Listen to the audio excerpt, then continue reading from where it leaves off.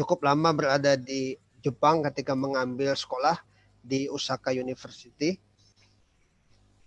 Pertama-tama kita panjatkan rasa syukur kita kepada Allah Subhanahu wa taala yang telah memberikan kesempatan kepada kita semuanya sehingga pada malam hari ini kita semuanya bisa bersilaturahim melalui pengajian daring. Jadi saya menyebutnya ini warga Muhammadiyah lewat pengajian Zoom ya. Tentu saja mudah-mudahan sekali lagi harapannya mudah-mudahan Bapak dan Ibu sekalian dalam keadaan sehat walafiat. Salawat dan salam tidak lupa kita sampaikan kepada baginda Rasul Nabi kita Muhammad SAW. Demikian juga kepada keluarga, sahabat dan pengikutnya ila yaumil qiyamah. Bapak-bapak dan ibu-ibu sekalian, warga Muhammadiyah dan para jamaah yang kebetulan hadir, kaum muslimin dan muslimat, marilah kita awali acara pengajian pada malam ini dengan sama-sama membaca basmalah. Bismillahirrahmanirrahim. Selanjutnya mari kita sama-sama mendengarkan pembacaan ayat suci Al-Quran yang insyaallah pada malam hari ini akan dibacakan oleh Ananda Al-Hafiz Ramadan. Kepada Ananda kami persilahkan. Assalamualaikum warahmatullahi wabarakatuh. Waalaikumsalam warahmatullahi wabarakatuh. A'udzu billahi minasy syaithanir rajim.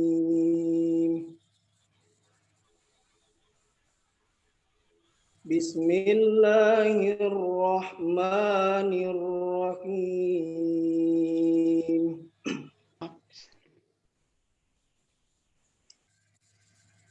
Alif Lam Mim. Apa sih? Apa nomor 1 apa? Tanzilul kitabi la raiba fihi min rabbil alamin. Am yakununa qarabal alhamku min rabbika litunzira qauman ma atahum min nazirin min qablika la'allahum yahtadun. Allahul ladzi khalaqas samawati wal arda wa ma bainahuma fi sittati ayyam summa stawa 'alal arsy ma lakum min dunihi min waliyyin wala syafi' afala tatazakkarun. Yudabbirul amra minas samai ilal ardi summa yakhruju ilaihi fi yaumin kana miqdaruhu alfa sanatin mimma ta'uddun. Zalika alimul ghaibi wasyahadatil azizur rahim. Allazi ahsana kulla shay'in khalaqahu wa bada'a khalqal insani min tin. Thumma ja'ala naslahu min sulalatin min ma'in mahin. Thumma sawwahu wa nafakha fihi min ruhi wa ja'alakumus sam'a wal absara wal af'idah qalilan ma tashkurun. وقالوا أإذا ضللنا في الأرض أإنا لفي خلق جديد بل هم بلقاء ربهم كافرون قل يتوفاكم ملك الموت الذي وكل بكم ثم إلى ربكم ترجعون صدق الله العظيم. Assalamualaikum warahmatullahi wabarakatuh. Waalaikumsalam warahmatullahi wabarakatuh. Terima kasih kepada Dinda yang telah membacakan suci Al-Quran. Mudah-mudahan apa yang telah dibaca tadi insya Allah menjadi pahala buat yang membaca dan bagi kita yang mendengarkannya. Bapak-bapak dan saudara-saudara sekalian yang kami muliakan, baiklah menginjak kepada acara berikutnya. Kami mohon sambutan dari unsur pimpinan Muhammadiyah Kutai Timur. Pada malam hari ini saya lihat yang bisa bergabung unsur pimpinan Muhammadiyah adalah Pak Yakub. Kepada Pak Yakub kami persilahkan.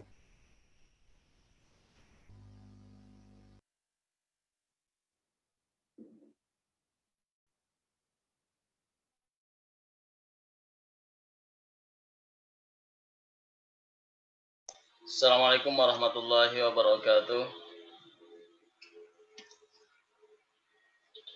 Innal hamdalillah nahmaduhu wa nasta'inuhu wa na'udzu billahi min shururi anfusina wa min sayyiati a'malina.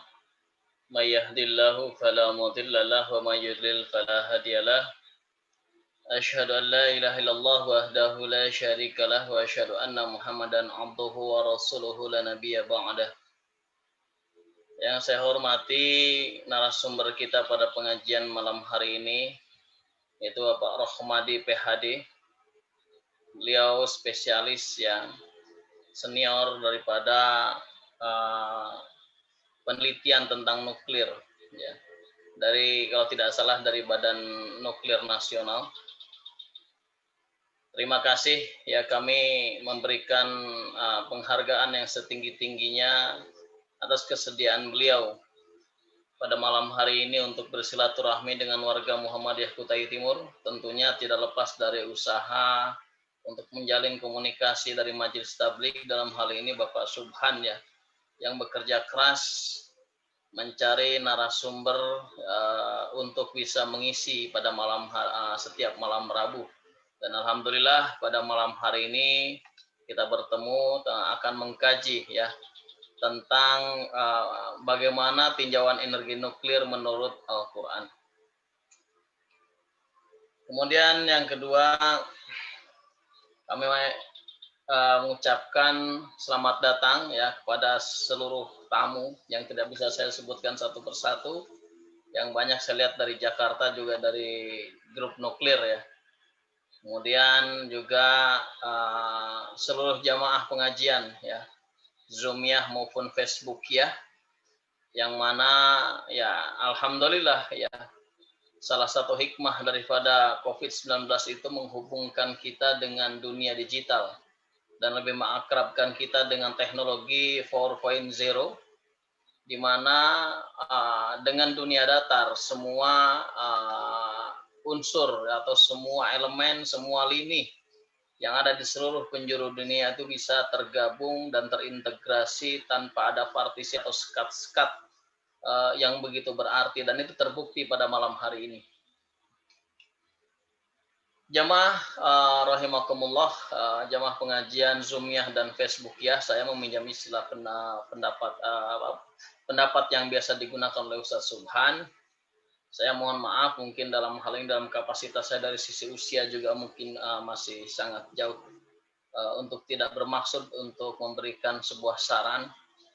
Hanya saja kebetulan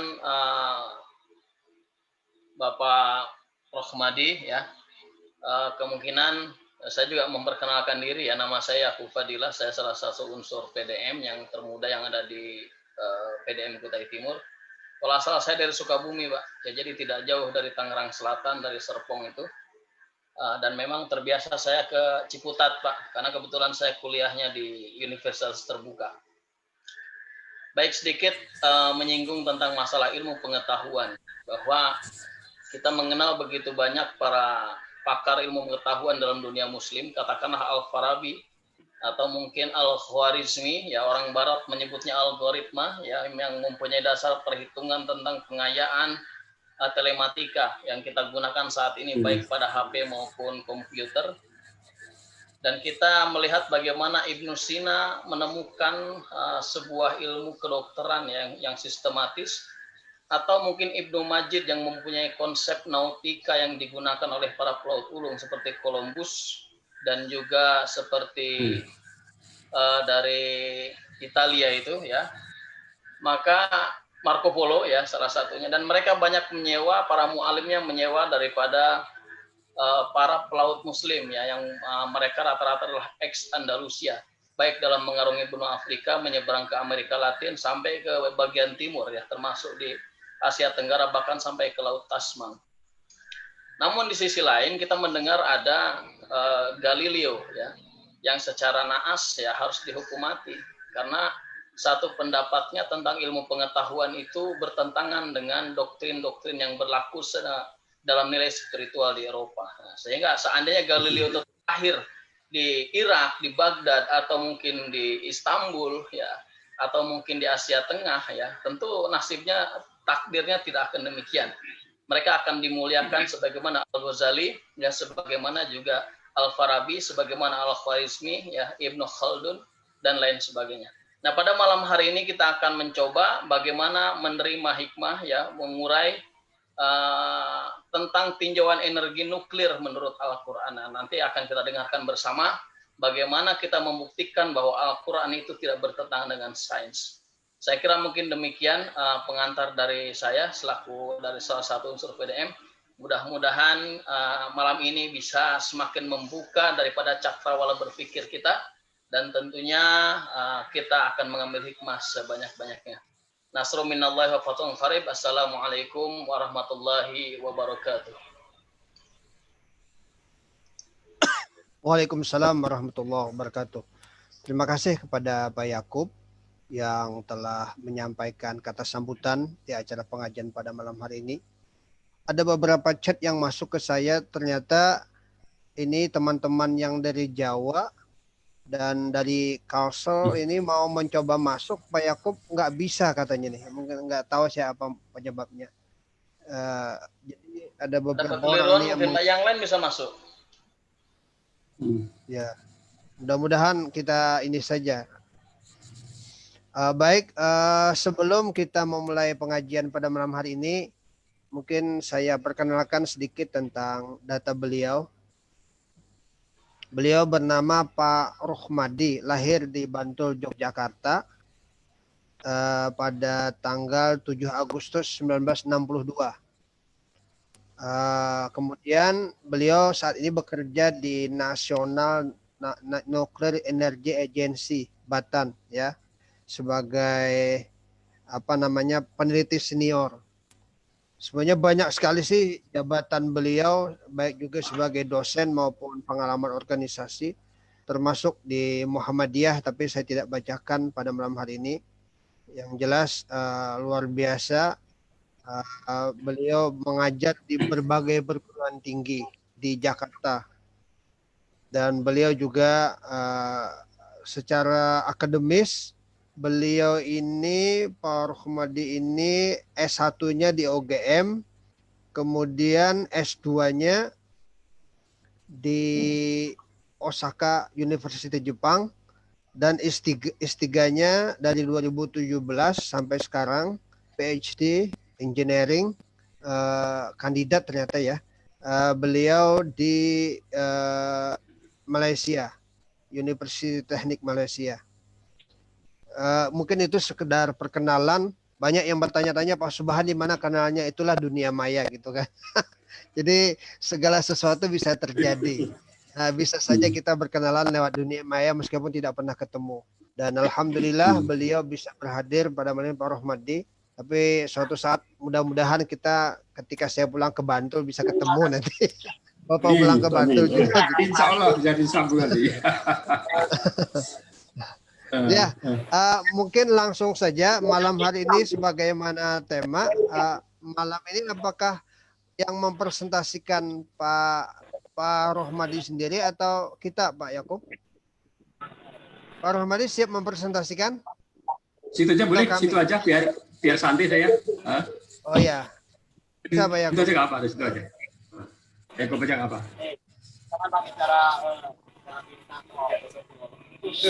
Oke. Silakan Pak, kami persilahkan Bapak. Jadi nanti mohon maaf Pak, ini karena 18 kecamatan Pak ya. Kutai Timur itu luasnya sama dengan lebih luas daripada Provinsi Jawa Barat Pak.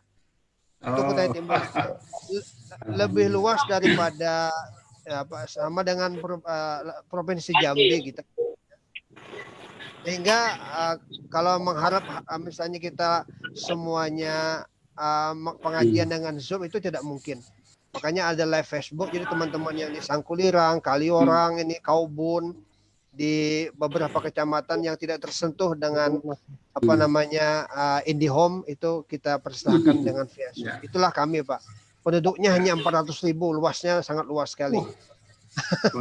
Sekali ya. Monggo Pak Rohmadi, kami persilahkan. Ya, silakan Pak. Bismillahirrahmanirrahim. Assalamualaikum warahmatullahi wabarakatuh. Waalaikumsalam warahmatullahi wabarakatuh.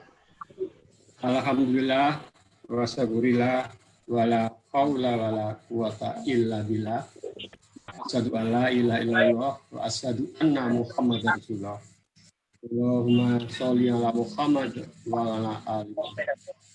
Rabbi israh li sadri wa yassir li amri wa hlul 'uqdatam min lisani yafqahu qawli. Bapak, Ibu-ibu yang berhormati, pertama-tama marilah kita berpuji syukur kehadirat Allah SWT yang pada malam hari ini meskipun kita berjauhan bisa berkumpul dalam keadaan sehat walafiat. Selawat dan salam kami aturkan kepada junjungan Nabi besar Muhammad Sallallahu Alaihi Wasallam, ada keluarga, sahabat, dan insya Allah mereka semuanya. Bapak Ibu yang hormati, sebelumnya kami perkenalkan diri.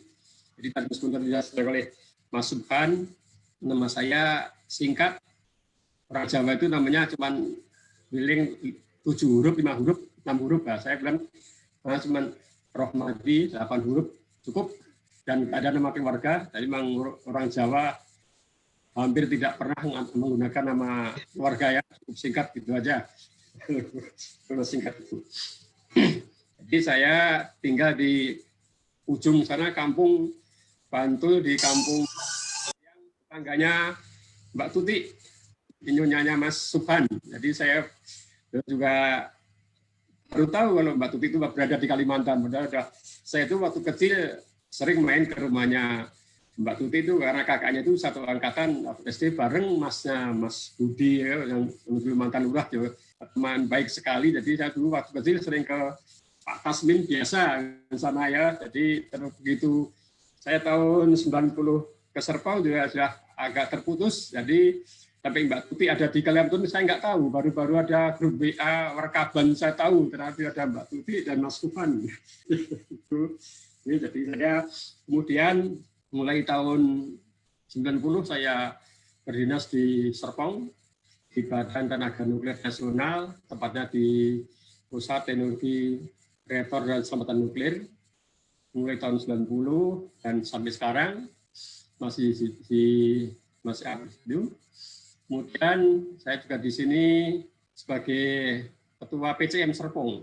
Di sini ada PCM, sampai saat ini saya sebagai Ketua PCM Serpong. Kemudian juga pengurus di pimpinan daerah Tangerang Selatan, itu di Majelis di Dasmen di sana.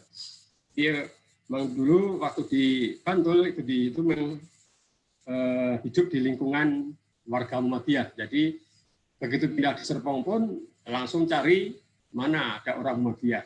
Alhamdulillah ketemu, dan tahun 89 itu di Serpong sudah terbentuk adanya PCM. Jadi saya bergabung di situ sampai sekarang. Alhamdulillah hanya lebih senang lagi saya malam hari ini bisa berkumpul, bisa bertemu meskipun berjauhan. Alhamdulillah yang tidak pernah terbayangkan, dalam arti tiba-tiba bisa ketemu Mas Subhan dalam kondisi berdekatan meskipun maya ya. Alhamdulillah juga dengan para keluarga besar Muhammadiyah di Kutai. Alhamdulillah. Warakaban Pak ketenangannya Pak, di Warakaban. Keluarga Bantul. Warga Kabupaten Bantul di Warakaban ya, warga Kabupaten Bantul. Jadi di sini ada paguyuban ya, yang ada menghimpun warga Kabupaten Bantul di seluruh Indonesia, jadi dihimpun ya. Jadi alhamdulillah jika malam hari kita bisa bertemu dan bisa berkumpul. Nah, nanti mudah-mudahan kita bisa ya sedikit ngobrol apa yang saya ketahui, nanti bisa kita diskusikan. Dan mohon maaf karena saya itu juga pendidikan saya tidak berlatar belakang pesantren. Jadi sekolah saya SD itu di Muhammadiyah, bukan pesantren, juga SMP negeri, SMA negeri, perguruan tinggi negeri. Jadi tidak pernah mendapat pendidikan secara formal tentang pesantren, tentang bagaimana mengkaji kitab-kitab. Tidak ada, kemudian hanya belajar lewat tadi teman-teman juga. Jadi saya tidak pernah resmi pendidikan di pesantren. Jadi mohon maaf apa yang saya sampaikan tidak banyak kesalahan atau tidak sesuai dengan apa yang diaturan dalam hal bacaan-bacaan dalam Al-Quran. Jadi itu yang perlu saya sampaikan. Dan sekali lagi saya terima kasih bisa bersilaturahmi, bisa bertemu pada malam ini. Dan mari kita sebagai umat Muslim adalah saling mengingatkan, saling mengajak kebaikan, ya, kebaikan sehingga kita apa yang di iman kita itu bisa terpelihara dengan baik. Kalau kita bisa sering silaturahmi sesama Muslim, bertakwa, insya Allah agama kita akan terjaga dan terpelihara. Oke, slide pertama. Bapak.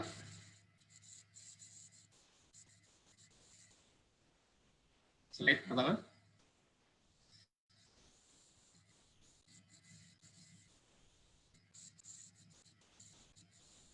Saya terima kasih terhadap Pak Yakub atas sambutan tadi. Saya sangat bagi saya Pak Yakub baru bertemu kali ini kayaknya rasa dekat dengan Pak Yakub. Terima kasih Pak Yakub, dan nanti kita bisa ketemu muka.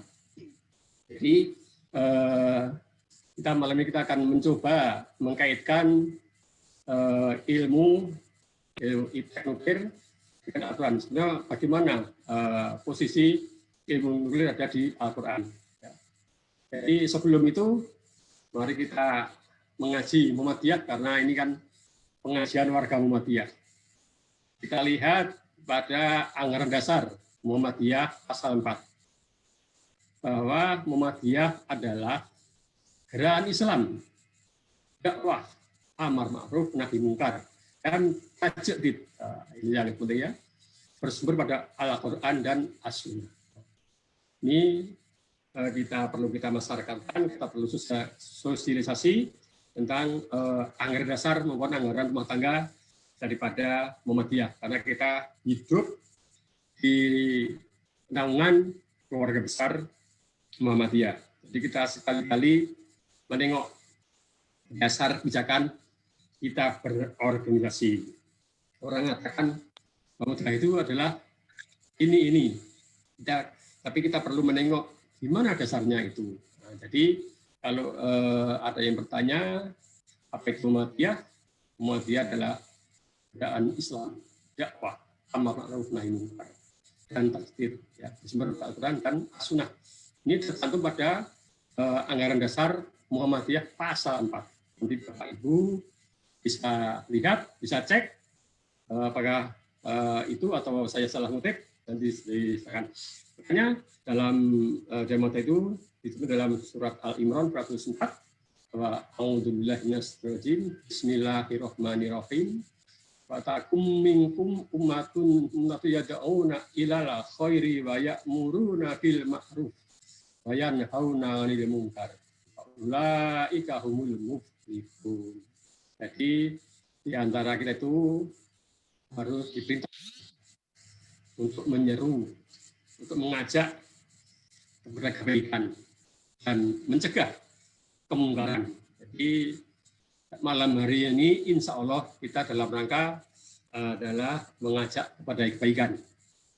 Dan mudah-mudahan juga nanti bisa mencegah pada kemungkaran. Jadi Muhammadiyah itu yang penting bagaimana kita berorganisasi, kita bekerja di sekolah atau di amal usaha, itu adalah tak lain adalah bagaimana kita mengajak pada umat untuk mengajak kepada hal yang baik dan mencegah kepada hal yang tidak baik, kemungkaran. Inilah prinsip jadi Muhammadiyah ya. Jadi sebagai warga Muhammadiyah dimanapun, entah itu di jalan raya, jangan sampai pakai seragam kokam. Kebetulan kemarin hari Sabtu Minggu, Sabtu Ahad ya, tanggal 28-29 di Serpong mengadakan latihan dasar kokam. Saya itu ikut, jadi saya masih ingat. Saya adalah kokam adalah bagaimana memelihara perserikatan. Jadi jangan sampai misalnya, jadi mengajak kebaikan itu tidak harus di podium, tidak harus pidato berapi-api. Kita dengan contoh yang sederhana. Misalnya di jalan raya, kita sebagai warga Muhammadiyah, kalau itu lampu merah, ya jangan nerobot. Ya kita jaga marwah Muhammadiyah. Itu jangan sampai kita pakai seragam Muhammadiyah, entah baju, entah seragam untuk uniform misalnya kokam apa kita, tapi di jalan raya lampu merah di seberang saja, tabrak aja, jangan sampai. Itu juga dakwah, juga mesti kebaikan. Ya. Juga misalnya kita sebagai warga Muhammadiyah jangan sampai yang dicontoh membuang sampah sembarangan di jalan raya. Lewat dari mobil lempar sampah, aduh itu jangan terjadi.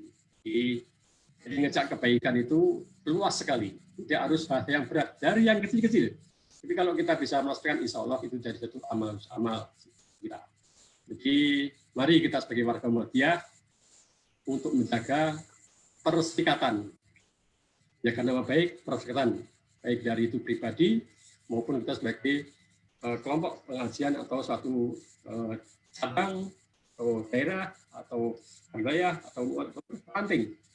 Mari kita saling mengingatkan, saling mengajak, dan saling bercek kebaikan.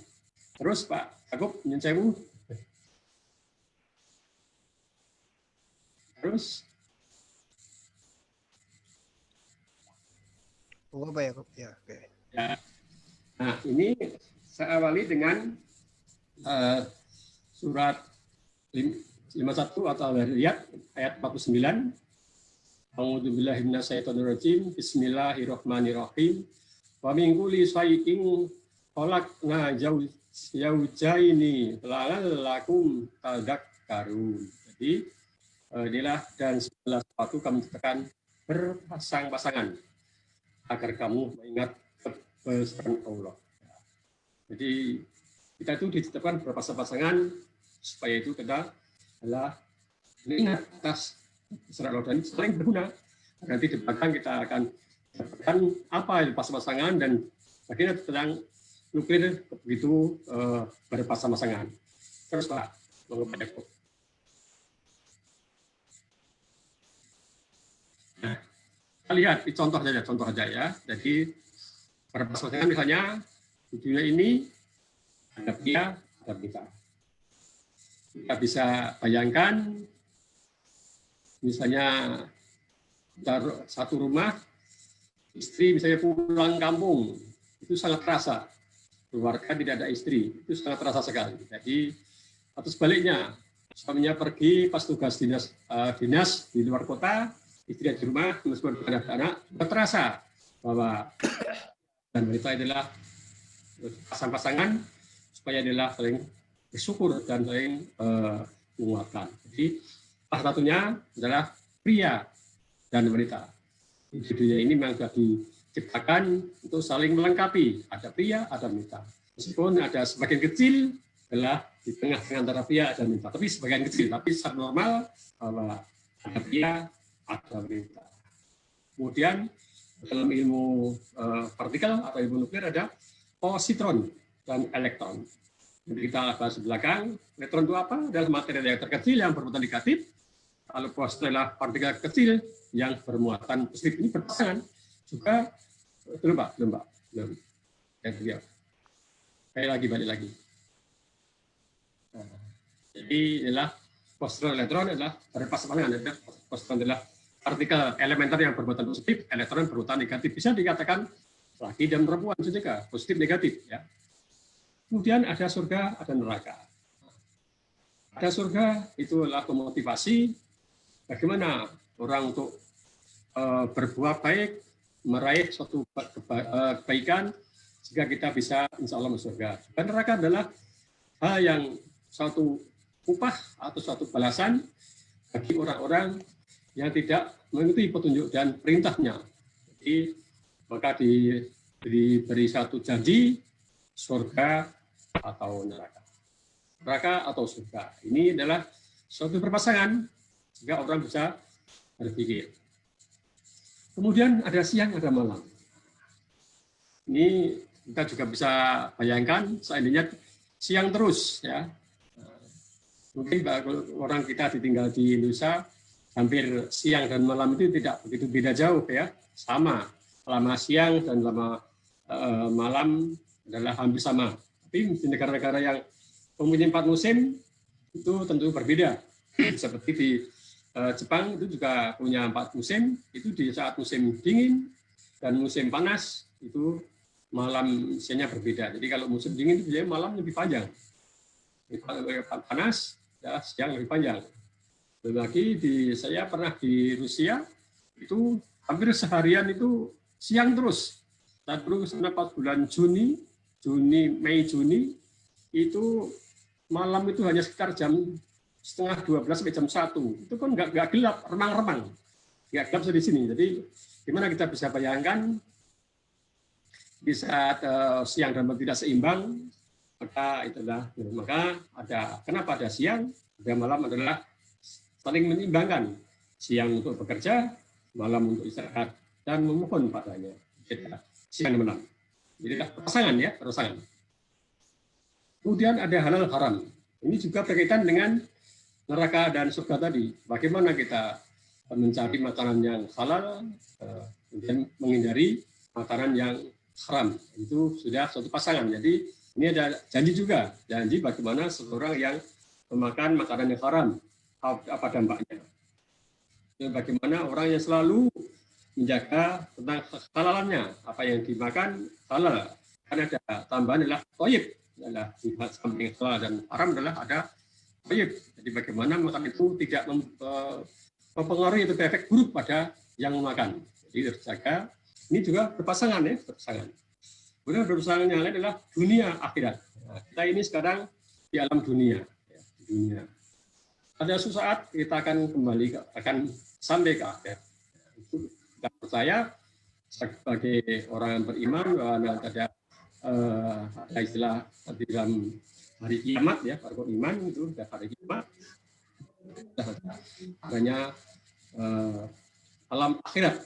Sedang kita jaga adalah alam dunia. Ini juga saling berpasangan ya, ada dunia akhirat. Bahkan nanti ada bagaimana supaya dunia dan akhirat saling menjaga keseimbangan. Tidak boleh memutuskan dengan dunia yang dipikir, tidak boleh. Tapi juga mungkin akhirat terus, di dunia depan juga tidak boleh seimbang. Ini juga diseimbangi kebutuhan akhirat juga kebutuhan dunia. Nah, ini adalah juga berpasangan ya. Itu apa tujuannya?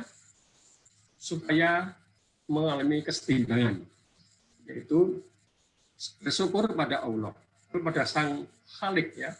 Kita bayangkan ya kalau kita sehat dan sakit, ya, kondisi sakit, gimana kita perasaan kita, gimana segala nggak enak, itu begitu sembuh, supaya bersyukur ya, supaya bersyukur bagaimana supaya itu bisa merasakan, kita bisa merasakan nikmatnya sehat, bisa kita luar biasa saat sakit, kita menikmati enaknya sehat. Demikian juga saat sehat kita gimana kita menekan sakit. Jadi banyak sekali di dunia ini kalau dikumpulkan banyak pasang-pasangannya, banyak sekali. Kita coba kita identifikasi di dunia ini semua berpasang-pasangan. Supaya itu setimbang dan subur. Jadi kalau setimbang itu kalau dalam ilmu bangunan, dalam Bapak Ibu pernah belajar ilmu gaya atau ilmu konstruksi, ya.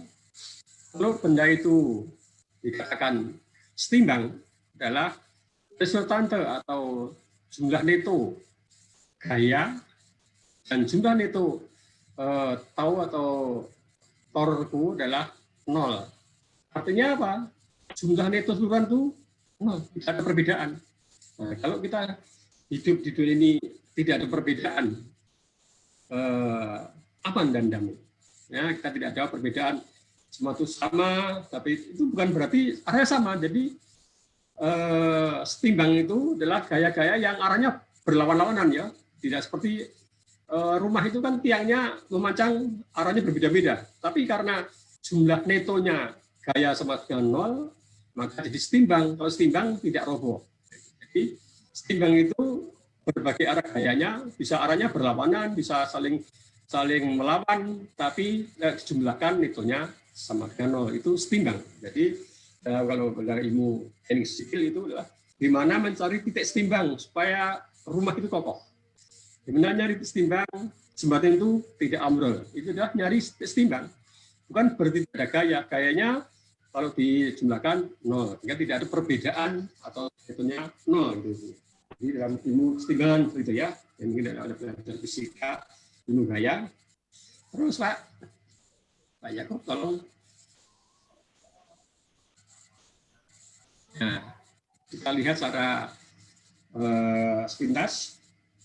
Setelah dunia ini kita bagi menjadi dunia makrokosmos, tata surya kita, matahari, bumi, Merkurius, Venus, dan itu tata surya disebut dengan makrokosmos. Dan ada lagi adalah yang kecil, mikrokosmos. Dan sinilah atom. Jadi ayatnya bagaimana? Itu jadi dunia ini akan dibagi menjadi 2, makrokosmos, tata surya, ya. Jadi benda-benda besar, planet-planet, sistem galaksi kita, ya. Kemudian mikro adalah kecil, kosmos itu bagian dunia kecil, yang sangat mikro, kecil sekali. So, ya, itu dah. Jadi dunia ada 2 kelompok, makrokosmos dan mikrokosmos. Terus Pak?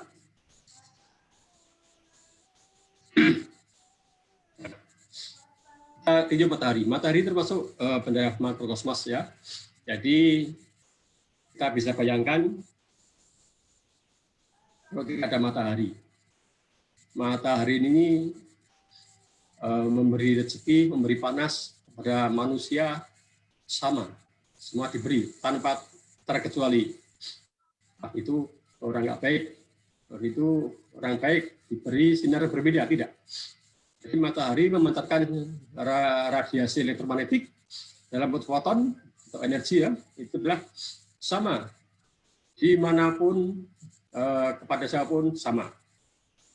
Jadi matahari contoh yang tidak lelah, tidak pernah berhenti memberikan energinya pada manusia. Pada makhluk bahkan tidak ada manusia, makhluk hidup. Makhluk itu benda-benda mati pun di dunia ini berkat karena matahari bisa hidup, bisa melakukan dinamika. Jadi kita bisa bayangkan kalau kita ada matahari, kita bisa melihat itu juga karena matahari, ya. Jadi sinar matahari adalah bentuk energi, itu energi foton, yaitu besarnya adalah kalau dalam ilmu fisika itu A kali nu atau F frekuensi, ya. Itu adalah tetapan Planck, jadi ditemukan oleh Planck itu. Setelah kalau kita dalam sering fisika adalah 6,6 kali 10 pangkat minus 34 detik adalah frekuensinya. Jadi sinar matahari itu memberikan cahaya ke makhluk, ke benda-benda di sekitar itu dalam bentuk energi. Anda berjemur 1 jam, bisa berkeringat karena energi yang menimpa ke badan Bapak Ibu sekalian. Contohnya Bapak yang biasa mencangkul di sawah, itu berjemur bisa sehari itu bisa agak kosong ya, karena ketimpa energi yang bentuk energi atau sinar foton ya. Nah, sinar matahari ini juga diperlukan untuk fotosintesis.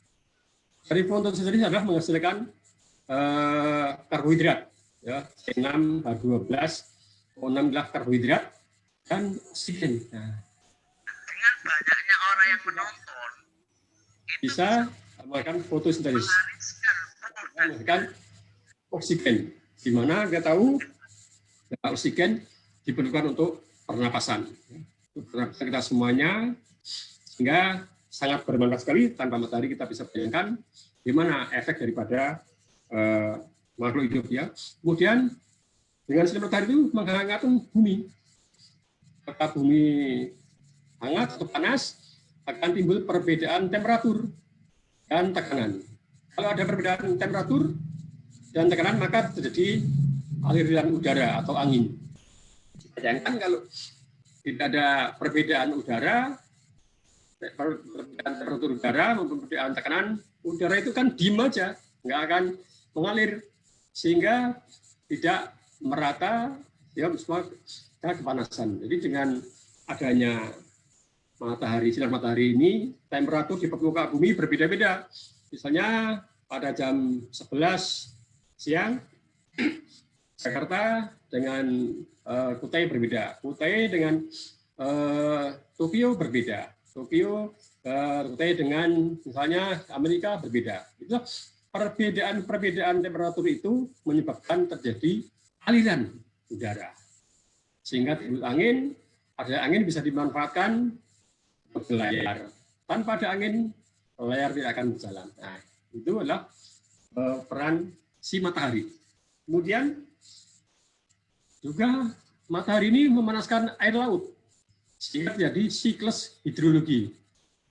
Air laut kepanasan, menguap juga nanti jadi kena embun, turun hujan mengairi tumbuh-tumbuhan, kemudian keserap ke bumi, nanti balik lagi ke laut. Jadilah siklus hidrologi. Nah, kalau tidak matahari, gimana kita lihat ya? Jadi matahari inilah bisa menunjukkan siklus hidrologi. Kemudian Hanket tahun 1939 menemukan reaksi fusi di matahari. Jadi di matahari terjadi reaksi fusi penggabungan inti-inti yang lebih kecil jadi inti yang lebih besar. Itu juga terjadi panas di matahari adalah adanya reaksi fusi di dalam matahari. Itu luar biasa. Matahari itu panas sampai karena tidak pernah sebelum habis. Tidak tahu sampai kapan. Walau alam telah kuasa dan keadaannya dan berhari kiamat. Terus Pak.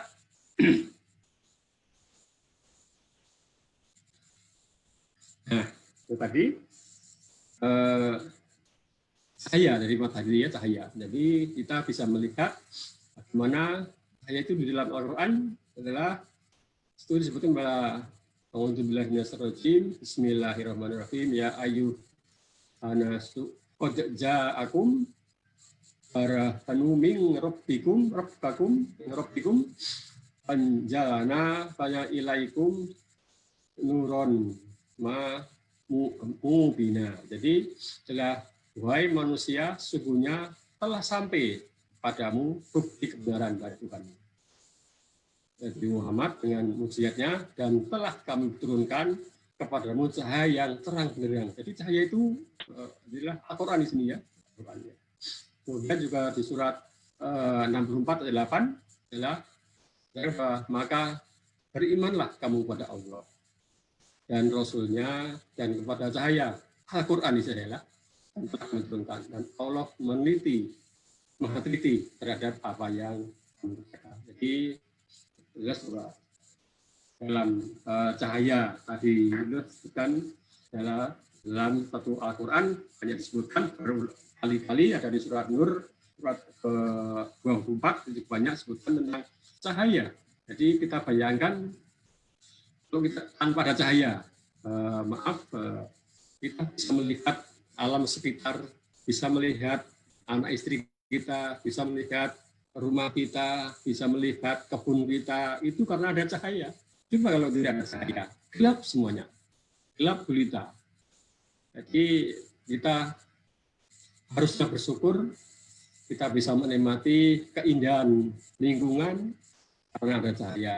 Sebagian kecil dari teman-teman kita karena kehendaknya terpaksa tidak bisa melihat lingkungan alam sekitar karena tidak bisa melihat dari lahir misalnya, yang lahir dengan buta itu tidak bisa melihat alam sekitar meskipun ada cahaya. Kita alhamdulillah diberi kesempatan, kesempurnaan sehingga bisa menikmati alam sekitar dengan indahnya. Kita bisa melihat pelangi ya, segalanya ya. Jadi kita tanpa ada cahaya kita gelap kita. Jadi cahaya inilah memberi penerangan dari Nabi kita Rasulullah SAW adalah menerangi kita semua yang tadinya gelap gulita, kita tahu benar, kita tahu salah, semua adalah dikerjakan dengan hanya Nabi Muhammad kita dibawa ke alam yang lebih terang sehingga kita bisa membedakan. Maka ada surat Al-Furqan ya, membedakan mana itu benar, mana itu salah, mana itu halal, mana itu haram, mana itu dosa, maupun itu anjuran, itu dituntun dalam Al-Quran sehingga kita tidak salah. Di Al-Quran ini adalah menuntun kita semuanya, memberi cahaya kepada kita semua. Kita itu bisa membedakan mana yang baik dan mana yang buruk. Sehingga kita seharusnya sebagai umat Islam kita itu harus sehari-harinya membaca Al-Quran sehingga cahaya pada kita, sehingga kita bisa membedakan mana itu buruk, mana itu baik, mana itu boleh, mana tidak, sehingga kita peka itu. Tapi kalau kita tidak pernah baca Al-Quran, tidak kena cahaya, hati kita gelap, apa-apa menjadi boleh, tidak apa-apa, jadi tanpa ada larang, karena tidak tahu itu boleh atau tidak. Tapi begitu ada Al-Quran, kita disinari cahaya sehingga kita bisa tahu baik dan buruk, sehingga kita bisa menghindarinya hal yang jelek, yang baik kita kerjakan. Itulah peran cahaya dalam surat-surat dalam Al-Quran. Banyak sekali ya, kalian Bapak Ibu bisa lihat di Al-Quran banyak yang berkaitan dengan cahaya maupun sinar dalam di Al-Quran. Terus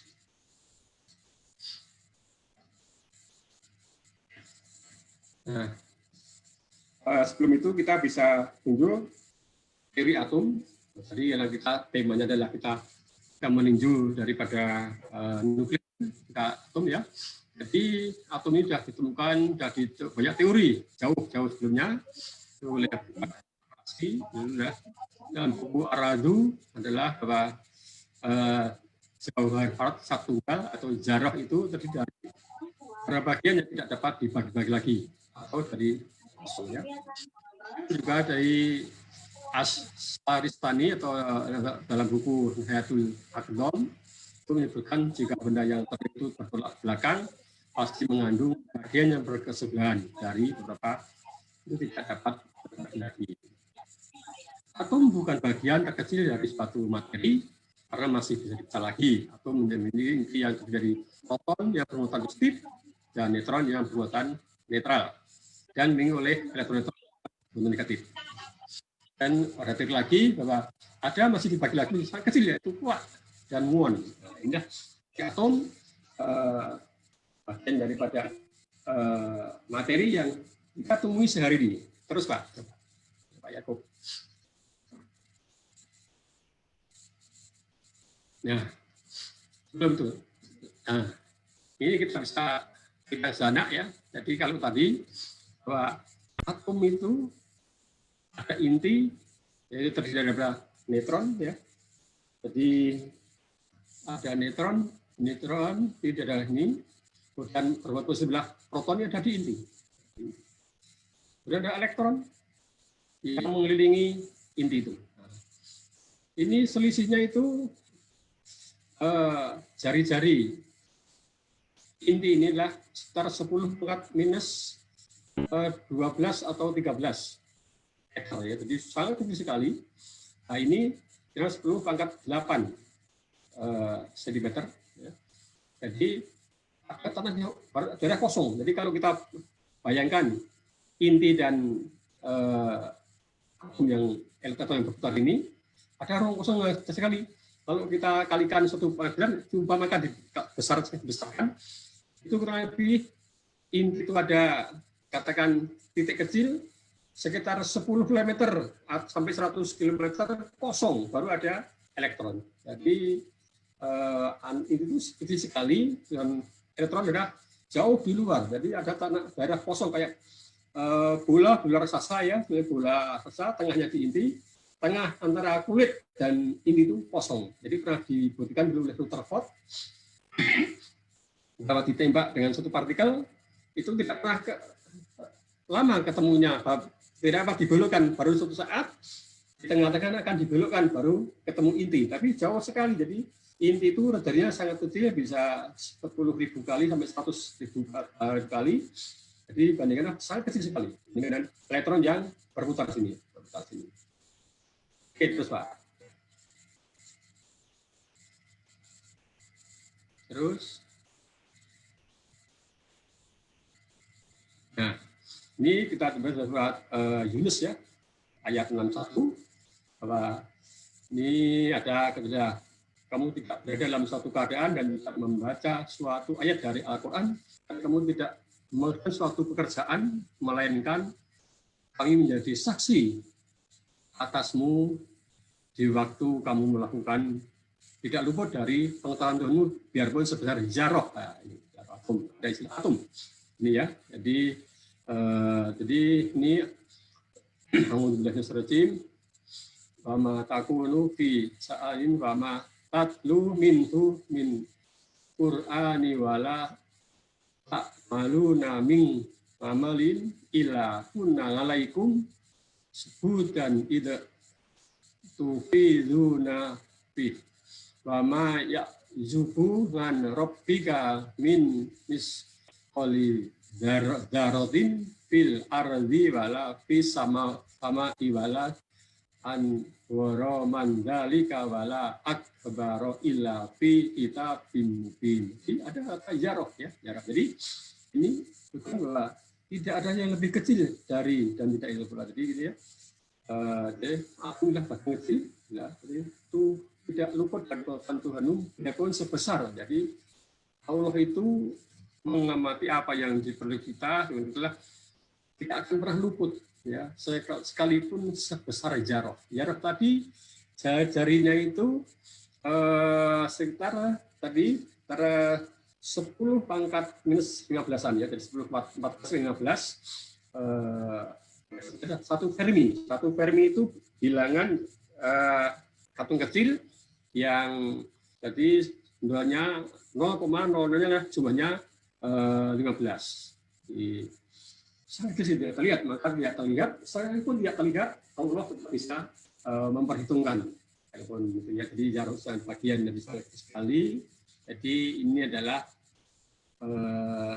suatu pelajaran kita, bagaimana kita berhati-hati terhadap suatu kemungkaran, sekalipun kecil, ya, sekalipun sebesar zarah, ya, itu akan tercatat.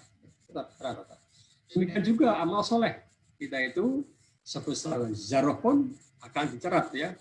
Jadi kalau kita belajar dalam pernah terbaca tuh ada penelitian tentang tulang ekor, bahwa ada bagian dari tubuh manusia itu, yaitu tulang ekor atau sulbi, itu tidak akan hancur, dan itulah awal dari kehidupan, dan nanti di saat hari kebangkitan itu yang tumbuh bangun dan manusia hidup kembali.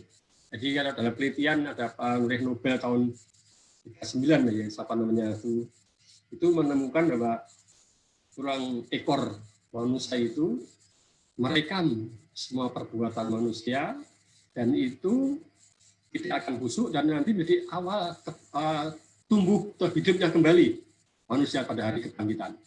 Anda baca tentang tulang ekor atau sulbi, itu tidak akan hancur, pernah diuji, dihancurkan pun itu tertumbuh ya di bagian tulang ekor itu. Di sana nanti Anda Bapak Ibu lihat di tentang tulang ekor atau sulbi. Terus Pak,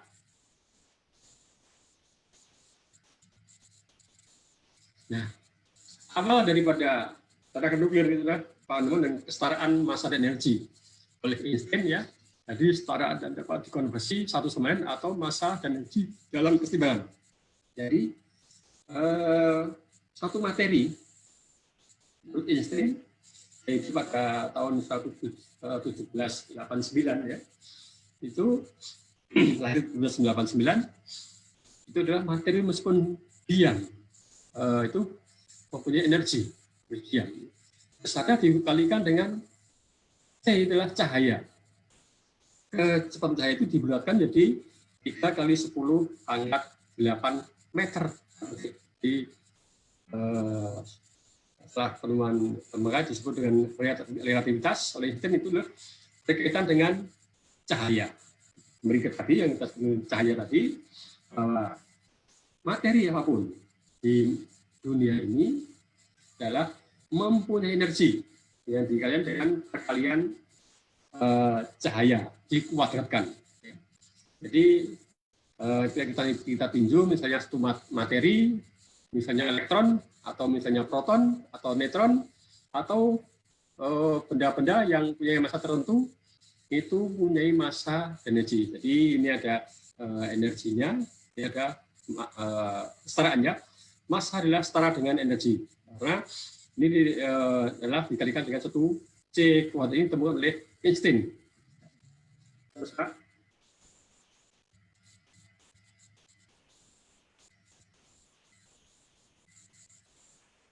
Nah, terus, nah, ini partikel elementar, ya, partikel elementar. Jadi kita ada di yang kita ketahui, ini ada elektron, ada proton, ada neutron, dan masih banyak lagi selain ada muon, ada tadi positron. Kita sebutkan 3 aja dulu. Jadi ada elektron itu kalau dalam satu penelitian dilaporkan bahwa beratnya adalah 9,1 kali 10 pangkat minus 31. Wah, ini berapa? Ini kecil sekali ya. Ini dua-nya 0,00 sampai 31 kilo. Jadi kan dalam satu nuklir ada satuan AMU adalah atomic mass unit, satuan massa atom. Setara dengan ini energinya tadi M0 tadi, ini ya, ini dikalikan C kuadrat, jadi bentuk Joule dibentukkan elektron volt, kan ketemu ini. Jadi angkanya Anda masukkan ya, dari ini, kemudian C kuadrat adalah 3 kali 10 pangkat 8 meter per detik, dimasukkan akan ketemu karena ini dalam Joule, kemudian diubah ke mega elektron volt, ketemu sekian. Dan proton yang besarnya beratnya 167 kali 10 pangkat minus 27, lebih berat ya daripada neutron, sekitar ya 2000-an ya, hampir 2000 kali lebih berat proton. Ini harus dihitung dengan persamaan ini, terminalnya ini masukkan C kuadrat adalah cahaya, akan ketemu energi ini. Kemudian neutron, ya, neutron adalah neutron dan proton hampir sama. Dan ini. Jadi proton dan neutron nanti ada di inti. Neutron ini ada berputar mengelilingi inti. Inilah negatif. Ini muatannya positif. Ini netral. Ini adalah satu bentuk atom, ya. Atom. Ini massa partikel elementar, ada elektron, proton, dan neutron. Ini data banyak digunakan dalam perhitungan energi nuklir. Terus Pak.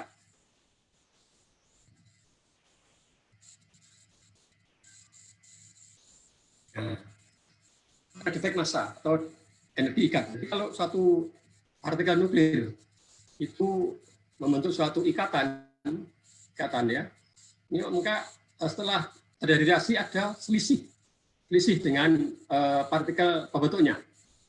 Jadi ini Z adalah jumlah elektron di rendah proton sama, tarikan massa protonnya tadi proton adalah 1,6 kali 10 pangkat min 27 adalah nomor massa suatu atom, kurangnya setelah nomor atom adalah jumlah neutron dikalikan massa neutron 1,67 berapa kali 10 pangkat minus 27 dikalikan massa inti yang terbentuk. Ini mestinya tak diketahui. Maka ada perbedaan massa, ya. Jadi misalnya kita mereaksikan, misalnya membuat apa ya, kalau misalnya combro, ada gula dan oncomnya sebelum direaksikan pas jadi akan ada perbedaan massa. Kalau dipisahkan kembali lagi itu akan perbedaan massa.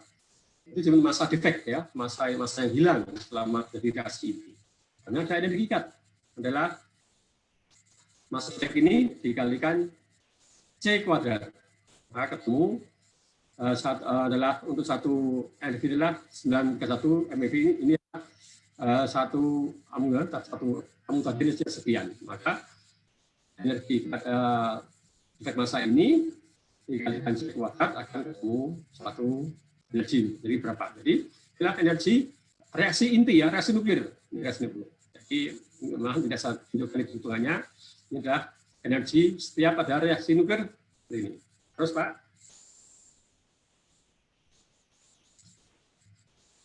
Nah, dalam reaksi nuklir itu ada reaksi fisi, yaitu penggabungan inti yang lebih kecil menjadi inti yang lebih besar.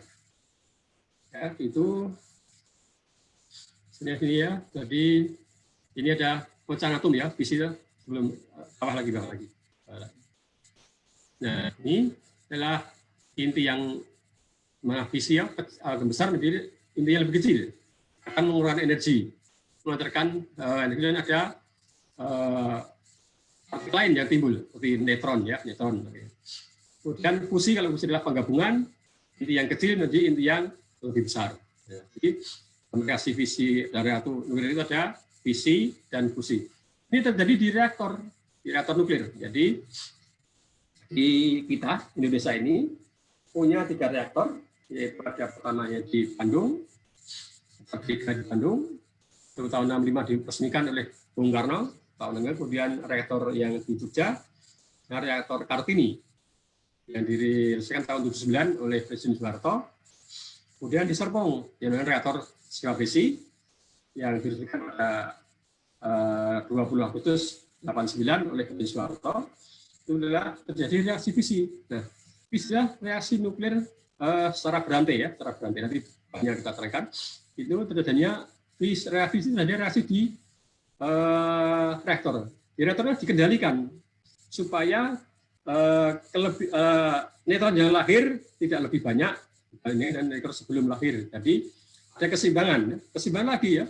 Kalau neutron yang lahir setelah reaksi itu lebih banyak, maka tidak bisa dikendalikan, maka terjadi ledakan. Di reaktor itu ada yang namanya batang kendali atau control root, ya. Jadi satu batang jadi penyerap neutron yang digunakan untuk mengatur jumlah neutron yang lahir tadi, kalau lebih diserap sehingga reaktor tetap dikendalikan, sehingga tidak terjadi ledakan. Jadi di reaktor itu terjadi reaksi fisi tapi bisa dikendalikan. Itu reaktor seperti di gambar belakang saya itu adalah reaktor Siwa Besi, itu adalah terjadinya reaksi fisi yang bisa dikendalikan. Nah, kalau reaksi fisi tidak bisa dikendalikan, jadi bom. Nah, itu yang tidak dikendaki, maka di reaktor itu reaksi fisi tapi dikendalikan, sehingga jumlah neutron yang lahir itu tetap dikendalikan, sehingga tidak jadi ledakan. Ya. Terus ya, nah, ini uranium, ya, uranium. Jadi ini ada satu neutron menembak uranium, uranium 9235. Ya, akan jadi uranium 9236. Inilah yang bawah adalah nomor atom, yang adalah nomor massa. Nomor atom menunjukkan jumlah elektron dan juga jumlah proton. Nomor selisih antara nomor massa dengan nomor atom adalah jumlah neutron. Nah, jadi ini terjadi kekalan, ya. Jadi ini ada tembak neutron pecah di 2. Jadi 39 krom dengan nomor massa 92 dan barium nomor 56 dan nomor masanya 1,1 dan 3 neutron. Jadi dan energi. Jadi itu pecah itu akan mengeluarkan energi. Nah, ini Anda perhatikan, ini adalah neutron, nomor atomnya di sini harus seimbang ya. Harus melakukan kekalan jumlah ini. Hukum alam mengatakan bahwa ini harus seimbang. Tadi di awal harus seimbang adalah kita hitung 0 dan 92. Ini 92. Ini jumlahkan 36 dan 56. 80, 92. 3 kali 0, 0. Jadi nomor masanya tetap sama, kekal ya, jadi 92, 92. Nomor massa 1 dan 235, berarti 236. Kita lihat 92 dan 141. 233. Ini 3 kali 1, berarti 236. Ini harus sama, memenuhi persamaan setimbangan. Ya. Jadi di nuklir pun itu mengikuti kesetimbangan. Jadi ini ya jumlah nomor massa sebelum pecah ya, dan setelah pecah nomor massa ini adalah jumlahnya 92, di sini juga 92. Nomor massa ya, jumlah neutronnya adalah sebelum pecah dengan setelah pecah juga sama. Ini ada 236, ini dua jumlahkan 92 tambah 141 tambah 3 ada 236. Jadi ini mengikuti aturan ya, jadi aturan kesetimbangan. Nah, inilah kehebatan ya kesetimbangan dari Yang Maha Kuasa. Tetap ada keteraturan. Ini adalah setimbang. Di samping itu keluarlah energi.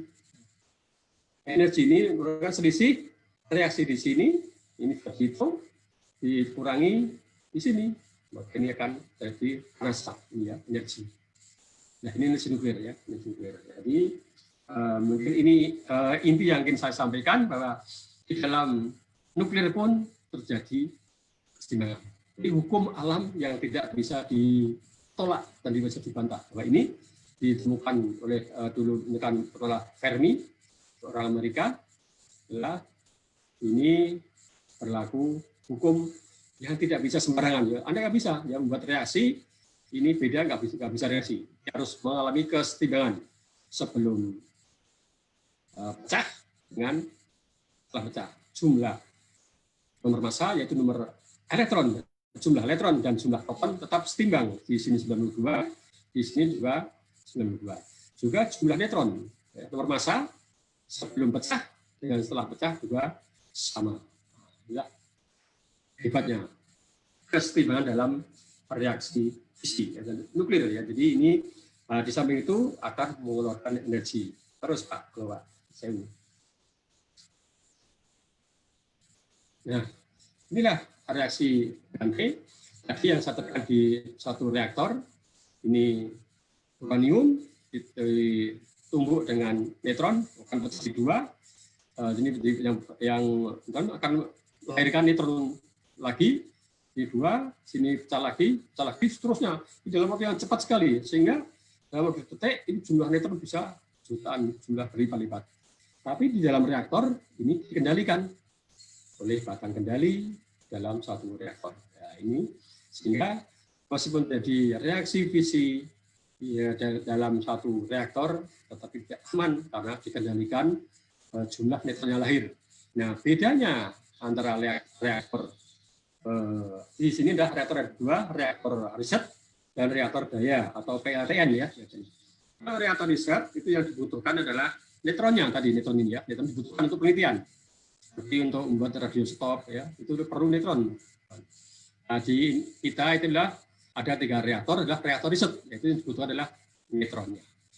Karena sudah dibuang oleh moderator, nah, bedanya reaktor PLTN atau reaktor daya adalah yang dibutuhkan panasnya, panas yang timbul dari reaksi ini, Q tadi digunakan untuk memutar turbin sehingga akan menghasilkan listrik. Nah, bedanya ya. Jadi reaktor ada reaktor daya, ada reaktor riset, atau PLTN yang kita akan buat nanti dibuat adalah PLTN, adalah reaktor riset kita lihat juga. Terus Pak. Terus, ya ini skema tentang reaktor ya.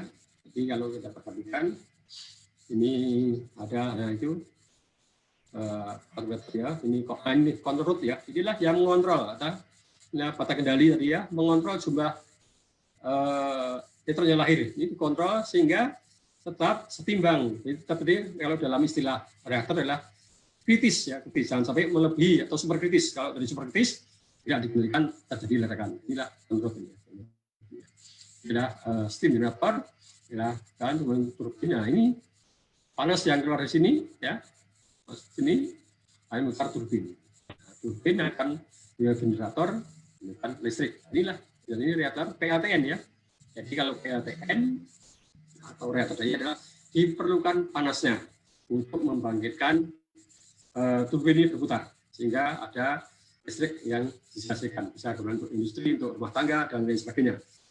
Tapi kalau reaktor riset adalah yang dibutuhkan adalah neutronnya untuk penelitian ya, panasnya dibuang begitu saja. Inilah skema secara singkat tentang reaktor nuklir. Oke, Pak, terus Pak.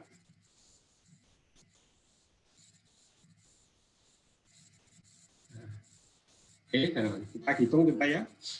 Kita hitung energi nuklir itu, kita lihat aja 1 gram uranium 235.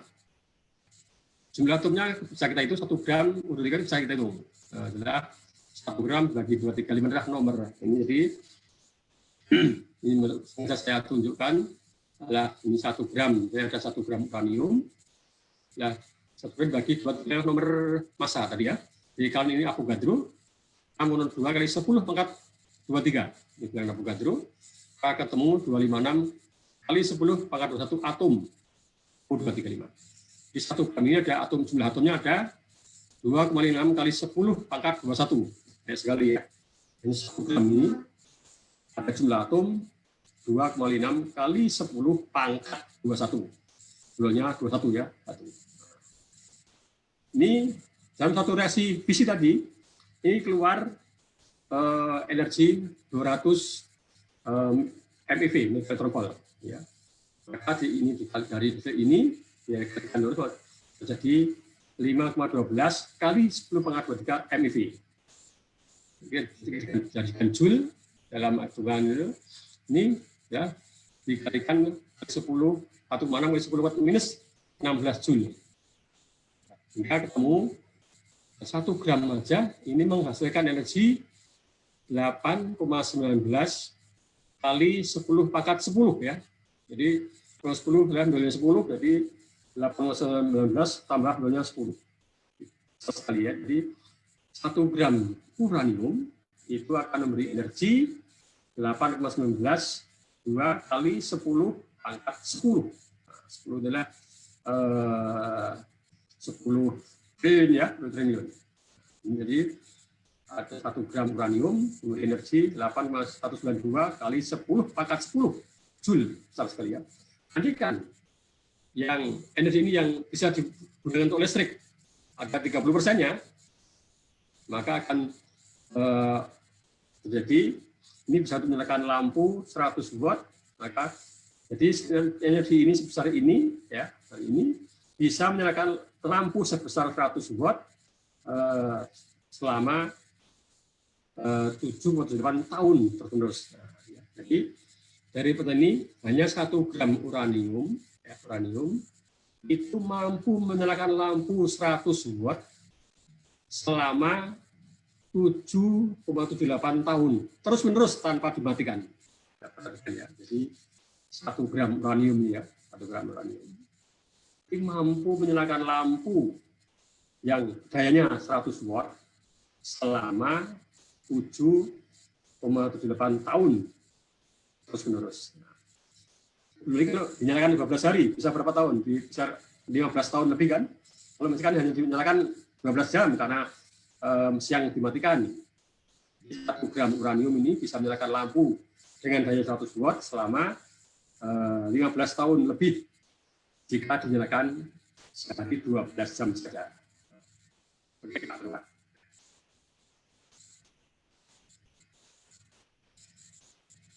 Ya, terus, nah, kita sebagai perbandingan, ya, 1 kilo uranium itu bisa menghasilkan listrik 150.000 kilowatt jam. Jadi batu bara 3 kilowatt jam. 1 kilo ya, 1 kilo.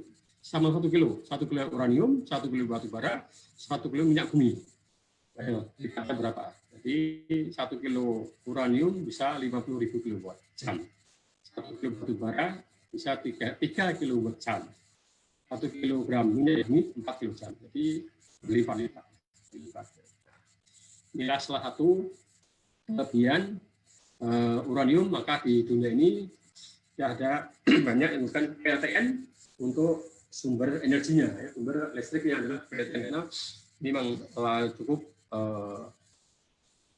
berlipat-lipat kemampuannya dibandingkan dengan batu bara maupun minyak. 10.000 kilowatt bandingkan 3 kilowatt dan berapa kali lipat. Terus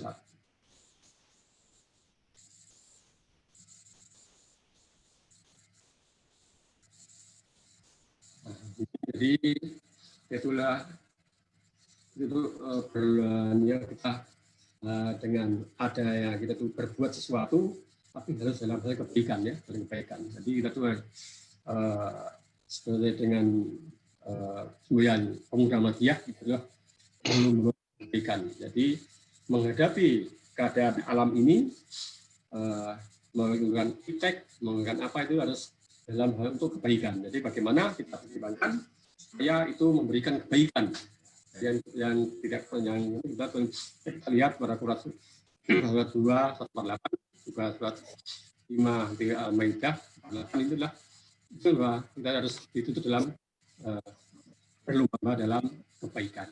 Terus Pak balik tadi musi ya. Pak Rohmadi bisa disingkat nggak waktunya ini udah hampir. Oke.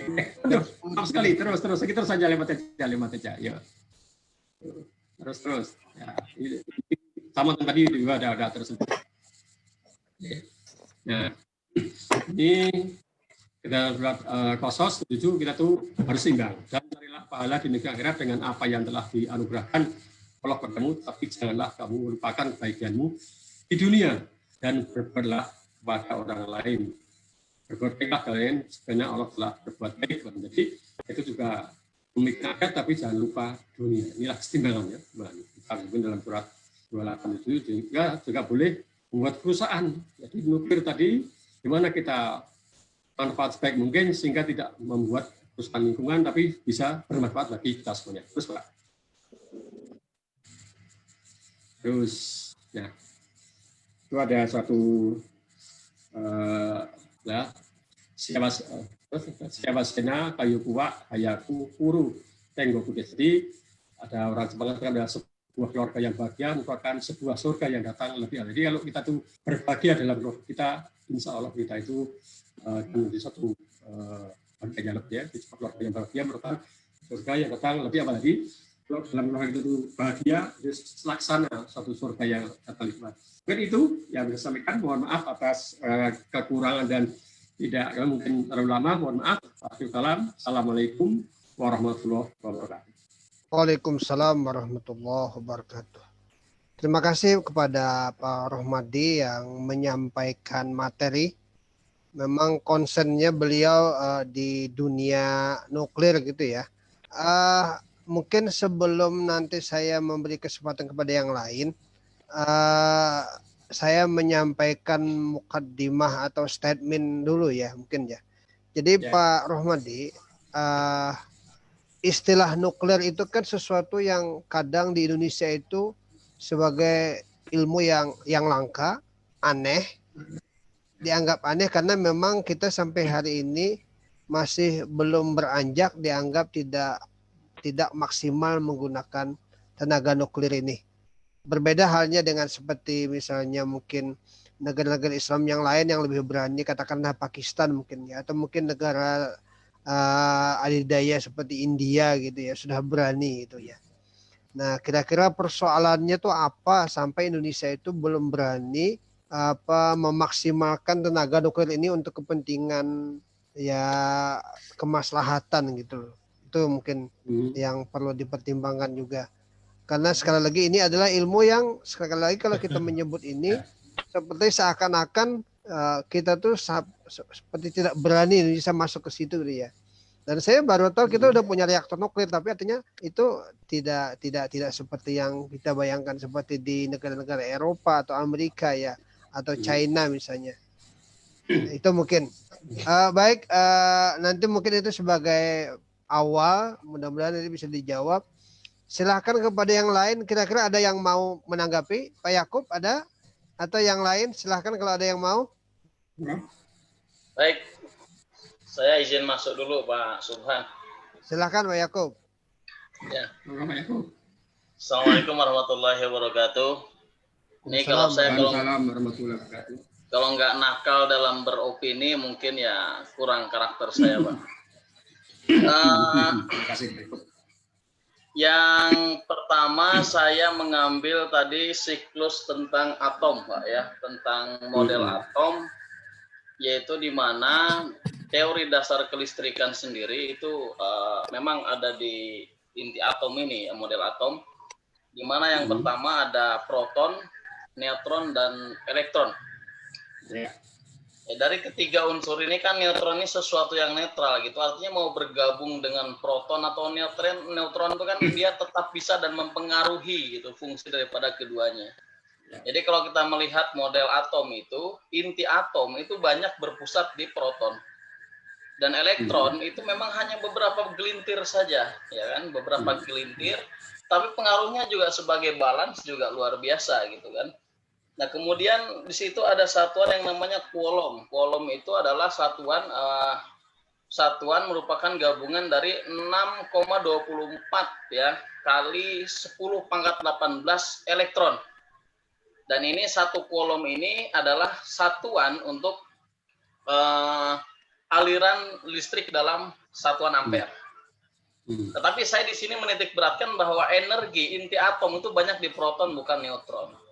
Nah, kemudian di sini saya korelasikan dengan ayat yang ada pada terakhir tadi sebelum slide terakhir, yaitu tentang Al-Qasas ayat 77. Wabtaghi fima ataqallahu darul akhirah wa la tansa nasibaka minad dunya wa ahsin kama ahsanallahu ilaik wa la tabghil fasada fil ard. Innallaha la yuhibbul mufsidin. Jadi memang Allah itu memerintahkan kepada kita untuk berbuat 4 perkara di ayat. Yang pertama memerintahkan kita untuk fokus pada urusan akhirat. Ya kan, tetapi kita tidak boleh jadi wala tansa nasibaka, tetapi kita tidak boleh merupakan nasib kita di dunia. Ya, wa ahsin kama ahsanallahu ilaik, berbuat baiklah sebagaimana Allah berbuat baik kepadamu, dan kamu jangan membuat kerusakan karena Allah itu tidak suka, kesimpulannya seperti itu. Nah, sekarang melihat siklus ini, saya tarik sedikit ke dalam kancah kehidupan berbangsa dan bernegara. Jadi proton, anggap sajalah wilayah kekuasaan, neutron adalah oposisi gitu. Bagaimana sikap orang itu? Apakah memang dia harus banyak mengambil langkah pada proton yang banyak kuehnya, banyak inti atomnya, atau memang lebih bermanfaat pada sisi elektron atau oposisi yang memang kuehnya sedikit atau inti atomnya itu sedikit? Saya kira mungkin ini yang perlu sedikit menarik untuk bisa ditarik ke ranah sosial. Terima kasih. Assalamualaikum warahmatullahi wabarakatuh. Waalaikumsalam warahmatullahi wabarakatuh. Terima kasih Pak Yakub. Wah, ini filosofis sekali. Langsung saja dulu Pak, langsung. Karena ini, ya. Jadi seperti saya sampaikan tadi bahwa inti itu ada satu inti dan ada elektron yang berputar mengitarinya. Jadi ini adalah ada proton dan neutron. Itu berpasangan di dalam itu. Jadi inti memang ada di tengah di situ memang intinya ya, proton. Neutron adalah di luar mengitarinya. Jadi kalau kita bayangkan seperti tata surya katakan ya, intinya itu adalah matahari. Dalam teori Copernicus adalah matahari lah pusat tata surya. Planet yang lain adalah mengelilingi matahari. Matahari ini adalah proton dan neutron intinya. Neutron mengitari inti seperti bumi adalah mengelilingi matahari. Karena bulan sambil mengitari bumi, mengelilingi juga matahari. Disitulah peran daripada neutron dan proton tadi dan elektron tadi. Kalau kita lihat dari reaksi tadi bahwa kita adalah energi panas yang dikeluarkan adalah merupakan selisih reaksi sebelum dan reaksi setelah. Nah, setelah juga jumlah kita hitung ada jumlah elektron ada jumlah proton ya. Jadi kalau A adalah neutron, jumlah nomor massa kurangi elektron yang ketemu neutron. Jadi sebelumnya kan dikurangi setelahnya. Jadi peran di situ ya memang semua berperan. Dalam arti memang elektron proton itu memberi kontribusi besarnya suatu energi. Tapi dalam satu reaksi nuklir, reaksi fisi tadi, setelah uranium ditembak dengan neutron akan besar menjadi zat yang lebih kecil, juga menghasilkan baru sambil memancarkan energi. Jadi memang itu saling berpengaruh. Nah jumlah lebih banyak jumlah neutronnya karena memang itu berbeda dengan nomor massanya itu lebih banyak ya, karena nomor jumlah neutron adalah merupakan selisih antara nomor massa dikurangi nomor atom. Nomor atom adalah jumlah elektron. Jadi memang selisih antara nomor massa dengan elektron memang lebih yang berdominan yang tadi adalah intinya itu. Tapi memang semua punya kontribusi. Itu Pak, Waalaikumsalam saya Pak. Terima kasih Pak. Ini filosofi sekali. Ini jawabnya susah jawabnya Pak. Karena ini jawabnya dengan filosofi. Silakan Mas Subhan. Baik, terima kasih. Ada pertanyaan dari Al-Hafiz Ramadan ini. Izin bertanya Ustadz, apakah ketika terjadi reaksi fisi uranium berpengaruh terhadap delta atau perubahan massa pada uranium karena terjadi tembakan terus-menerus sehingga terjadi keseimbangan pada batas minimum? Ini ada di chat ini pertanyaan nih. Ya. Jadi kita tinjau tadi ya, kita tinjau bisa slide yang nomor berapa ya, halaman yang slide yang reaksi berantai tadi, reaksi berantai coba. Nomor berapa ya? Slide berantai, reaksi berantai tadi ya.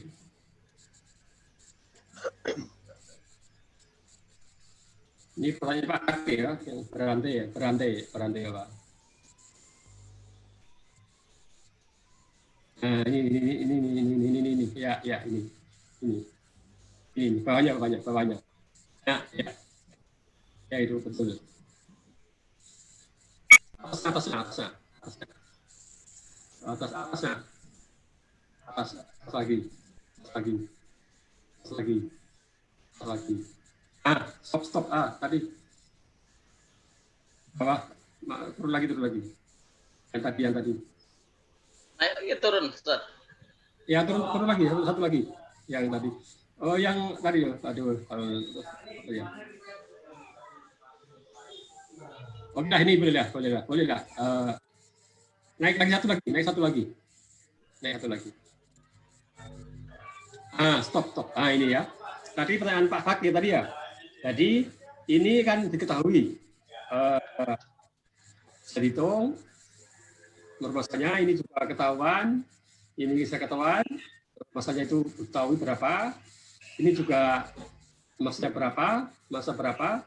Nah, juga ada selisih, ini ada perbedaan M ini tadi ada. Jadi ini juga berlaku di sini tadi ada perbedaan delta M tadi ya, selisih sebelum dan itu menjadi energi. Ini adalah selisih daripada delta M tadi, selisih massa ini dikurangi ini ada selisih massa, ada selisih yang hilang tadi, dikalikan selisih kuadrat ketemu ini. Nanti ya. Ini ada delta M-nya, jadi massa defek massa. Oke, ada lagi? Ada Tat? Ya. Tanya Tat? Ya. Silahkan. Baik, Assalamualaikum warahmatullahi wabarakatuh. Waalaikumsalam warahmatullahi wabarakatuh. Perkenalkan, saya Harun Tats ya dari Sangatta. Singkat saja, kalau Pak Yakub sudah banyak membahas detail dan filosofinya dan Al-Hafiz tadi, saya lebih suka yang lebih luas. Jadi begini Tat, yang pertama adalah seberapa banyak cadangan uranium kita yang ada di Indonesia, barangkali dalam persen atau dalam satuan apa nanti, yang menggambarkan bagaimana cadangan uranium di Indonesia itu sangat-sangat menjanjikan, gitu kan. Yang dulu kita masih mendengar bahwa di Freeport itu di balik emas tembaga itu ternyata ada cadangan uraniumnya. yang tidak diekspos secara besar-besaran. Yang pertama. Kemudian di Sumatera juga ada mengarah ke nyasar ke Aceh sana dekat panas bumi juga ada. Nah, saya tidak tahu seberapa besar potensi uranium, tapi kalau tadi kali-kalinya satu kilo uranium itu bisa 50.000 kWh, itu butuh berapa ton batu bara buat ngimbanginya gitu kan, jadi nggak seberapa sekali batu bara. Itu yang pertama. Yang kedua, masalah dulu orang berbicara nuklir adalah pengkayaan. Dulu bagaimana ketika Iran mengawali nuklirnya, mungkin masih di level pengkayaan kilahnya untuk listrik segala macam, tapi berkembang sangat pesat. Bahkan sekarang Iran berani mengancam Amerika dalam simulasi vertikalnya bisa sampai ke Hawaii katanya. Makanya hulu ledaknya itu yang bikin takut juga Amerika barangkali. Hal yang sama juga dilakukan Korea Utara, juga mengklaim mampu menjangkau di Amerika sana dan sebagainya. Nah, buat kita mungkin ketinggalan jauh, tapi ya tidak apa-apa sebagai bahan diskusi. Dulu SBY pernah melempar visi nuklirnya tentang untuk energi dan sebagainya, tapi belum apa-apa sudah luar biasa reaksi di luar. Nah, nanti bagaimana Ustadz menanggapin posisi Indonesia dalam kancah pernukliran ini.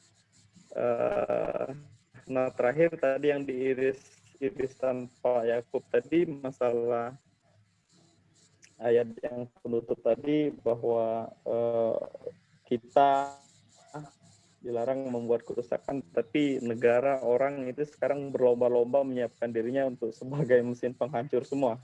Kira-kira begitu, Pak Ustadz. Ada 4 pertanyaan saja. Waalaikumsalam warahmatullahi wabarakatuh. Salam. Dan pertanyaan, mudah-mudahan Ustadz mencatat ya. Silahkan. Oke, terima kasih. Pak Harun ya, tadi Pak Harun ya. Ini pertanyaan yang bagus sekali. Ini engineer Pak, ini. Ini engineer dari Unsri, alumni Unsri. Oh ya. Ya, jadi beliau bekerja di PT Kaltim Primakol di tambang. Oh gitu. Ya. Jadi tadi pertanyaan tentang sumber uranium ya. Di Indonesia itu cukup banyak menurut penelitian. Jadi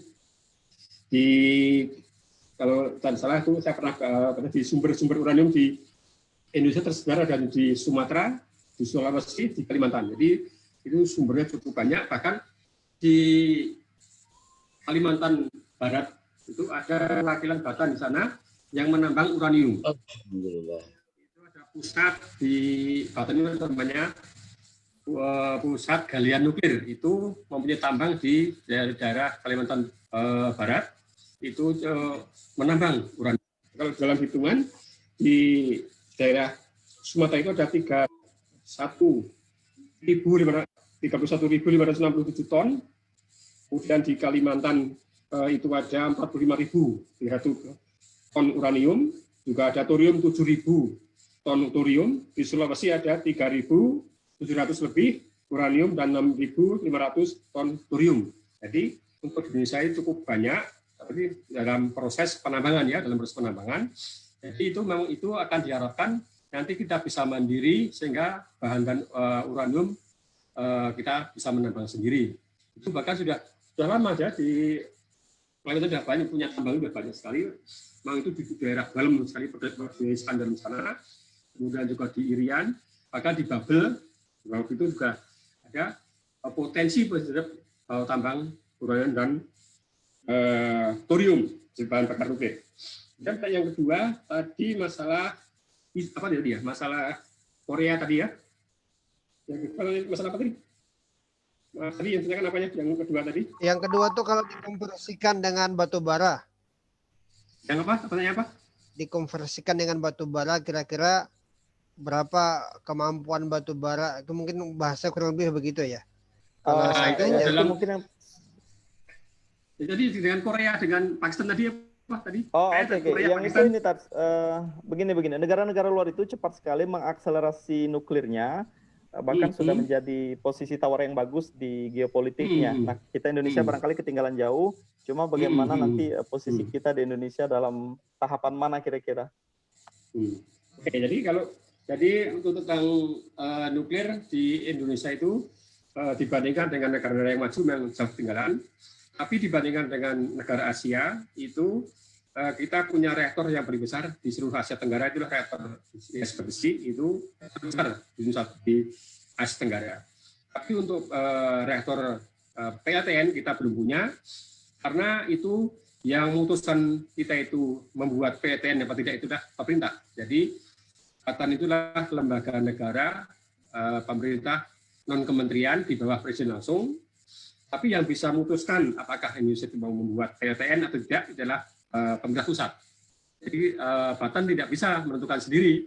Jadi Batan itu lembaga negara di bawah presiden langsung yang diawasi oleh Badan Pengawas Tenaga Nuklir. Jadi operasi sehari-hari diawasi oleh Bapak TNI. Juga karena Batan menandatangani nuklir itu damai, maka diperiksa setiap tahun oleh Badan Atom Dunia atau IAEA, International Atomic Energy Agency, itu setiap tahun datang ke Indonesia untuk memeriksa fasilitas nuklirnya, sehingga tidak ada 1 miligram pun yang terselundupkan satu tempat ya. Saya pernah ikut kursus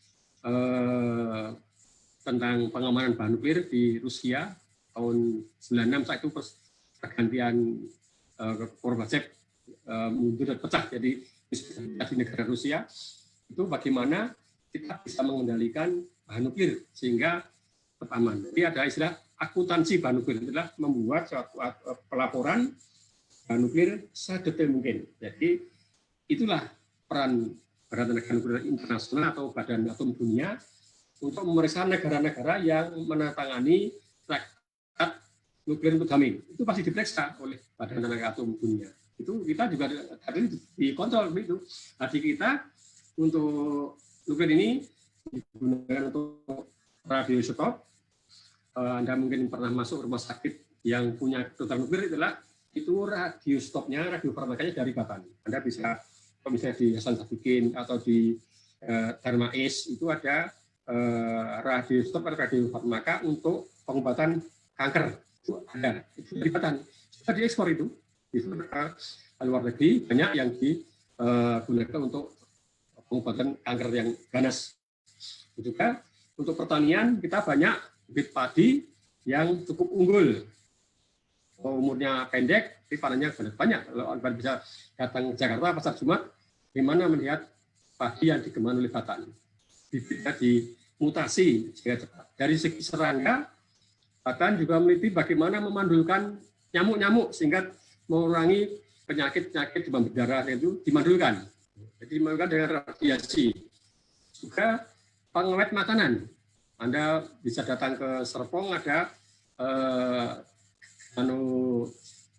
radiasi gamma merah putih yang dibuat oleh orang Indonesia, itu bisa mengawetkan bahan-bahan makanan, bahan-bahan sayuran sehingga lebih awet, lebih tahan, dan juga diekspor.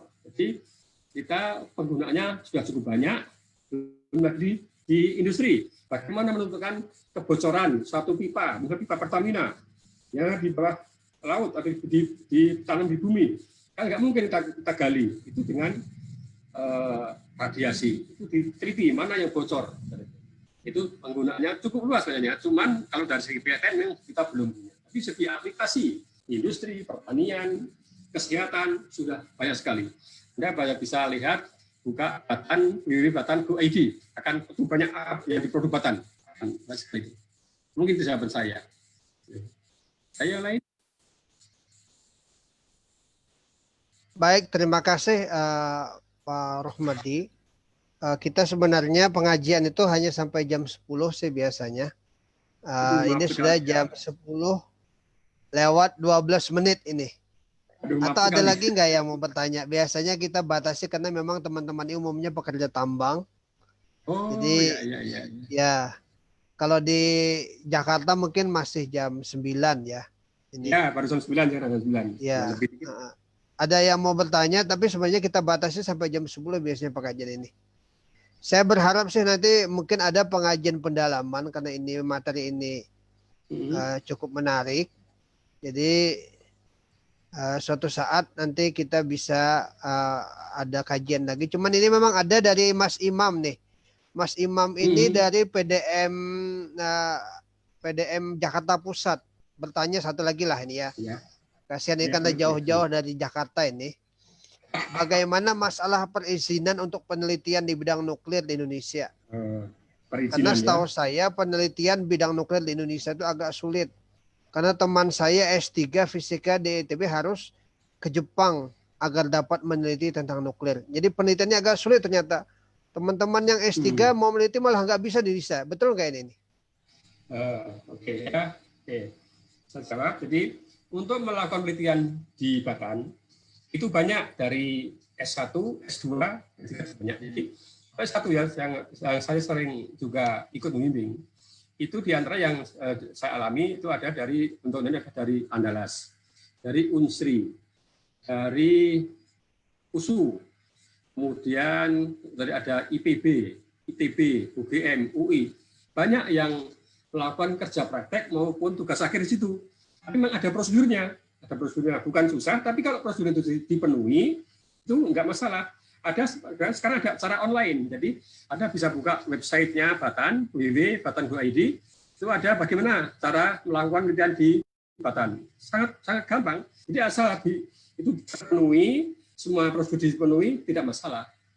Bahkan banyak perguruan tinggi swasta yang melakukan kerja praktek maupun penelitian S1 maupun S2 di Batan. Bahkan anak-anak SLTA seperti dari SMK untuk akuntansi, SMK mesin banyak yang kerja praktek di Batan. Untuk tugas itu tugas dari sekolah banyak, itu perkantoran itu ada ya dari situ. Jadi untuk memang masuk Batan itu lembaga yang artinya itu memang strict ya. Jadi memang untuk masuk harus melalui izin, masuk pun harus jelas mau tujuannya apa, ketemu siapa memang jelas. Tapi jika kita melakukan prosedur tidak masalah. Artinya Anda masuk itu mau apa, tujuannya jelas. Kalau misalnya pribadi mau ketemu siapa nggak masalah. Kalau mau melakukan penelitian, mengajukan dulu permohonan, nanti akan dicarikan pembimbing. Begitu ada pembimbing, Anda akan dapat kartu sebagai kartu sebagai orang kerja praktek atau skripsi, nggak bisa masuk, luas nggak masalah. Itu yang terjadi selama ini. Jadi mungkin itu kesan dari luar, tapi kalau Anda masuk sebagai mau tugas akhir, S1, S2, S3, secara asal ada prosedur yang dilewati, tidak masalah. Kalau Anda datang, masuk, mau ketemu siapa, belum jelas, ya pasti ditanya nilai, karena itu lembaga terbatas, jadi memang tidak bisa seorang masuk ke kawasan itu tanpa ada tujuannya jelas, pasti ditolak, tidak ada tujuannya jelas. Tapi kalau sudah punya janjian, mau ketemu si A, ada janji, mau apa, pasti boleh. Tidak masalah itu. Sama sekali. Sampai prosedur dipenuhi. Itu, Pak. Pak Harun ya, Pak Harun. Terima kasih. Baik, Pak Harun. terima kasih ke Pak Rohmadi. Itu pertanyaan dari Mas siapa tadi ya yang bertanya tadi? Mas Imam Yunianto. Ya, beliau dari Jakarta, Pak. Pertanyaan dari Jakarta itu. Demikian mungkin pengajian kita pada malam hari ini. Tentu saja kalau bicara puas, ada yang puas, ada yang tidak, karena memang waktu kita sangat terbatas. Saya atas nama Majelis Tabligh Pimpinan Daerah Muhammadiyah tentu menyampaikan ucapan terima kasih yang sebesar-besarnya pada Pak Rohmadi yang telah berkenan meluangkan waktu di sela-sela kesibukan Bapak. Terus terang saja memang setiap saya chat itu Bapak lagi menyampaikan presentasi ini, lagi ada kegiatan ini, macam-macam. Jadi sesuatu yang artinya memang Bapak sibuk sekali, tapi syukur alhamdulillah bisa meluangkan waktu bersilaturahim dengan warga Muhammadiyah. Dan ternyata yang hadir pada malam hari ini bukan hanya dari warga Kutai Timur, Pak, dari Jakarta ada, dari Sulawesi ada tadi, dari Samarinda ada, ya. Biasanya dari Bontang. Ini belum Bontang ini tidak kelihatan ini. PPU ada, Pak. Ada. Penajam ada. Penajam juga ada. Nah, Sulawesi Tengah ada. Sulawesi Tengah ada, alhamdulillah. Cuma memang ini pengajian malam hari ini sangat tinggi, Pak. Jadi saya sebagai moderator saya tidak mampu mengulas panjang lebar karena saya memang bukan bidangnya, tapi tidak apa, ini sebagai bahan ilmu. Tadi juga mohon maaf Dr. Adi sempat bergabung tapi tiba-tiba ada untuk ada operasi mendadak. Biasa beliau namanya dokter spesialis anestesi dan Rangka di Kutai Timur, sehingga beliau tidak bisa bergabung tadi, sempat bergabung sebentar.